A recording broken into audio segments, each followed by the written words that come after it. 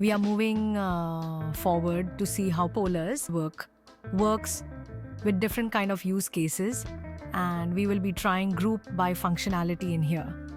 In this case, let's go in our first cell. Import polars as PL. We need to scan all the files.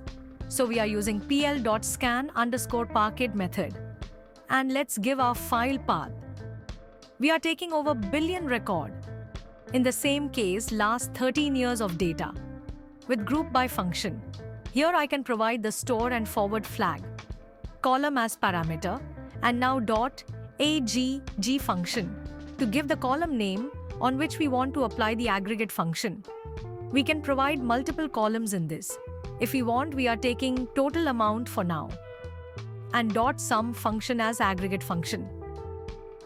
This will return us the df lazy data frame variable, which we can use later. We are taking this as a df_ lazy.collect method. We can call to make it lazy loading. We are making it streaming is true, so that it does not load everything into memory. This will give us the result variable as results, which will store all the values as data frame. Now we can print our results. Now we can execute the cell. And we can see it taking only 17 seconds to run, which is quite useful and handful to run. Let's go in the next cell, import polars as PL. We need to scan all the files, so we are using pl.scan_parquet method. And let's give our file path. We are taking over billion record, in the same case last 13 years of data, with group by function. Here I can provide the store and forward flag column as parameter, and now .agg function to give the column name, on which we want to apply the aggregate function. We can provide multiple columns in this. If we want, we are taking total amount for now, and .sum function as aggregate function.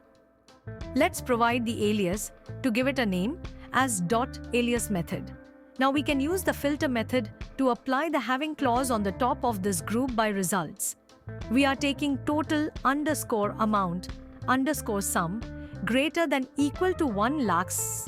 This will return us the df lazy data frame variable, which we can use later. We are taking this as a df_ lazy.collect method. We can call to make it lazy loading. We are making it streaming is true, so that it does not load everything into memory. This will give us the result variable as results, which will store all the values as data frame. Now we can print our results. Now we can execute the cell. We can see it taking only 13 seconds to run, which is quite useful and handful to run.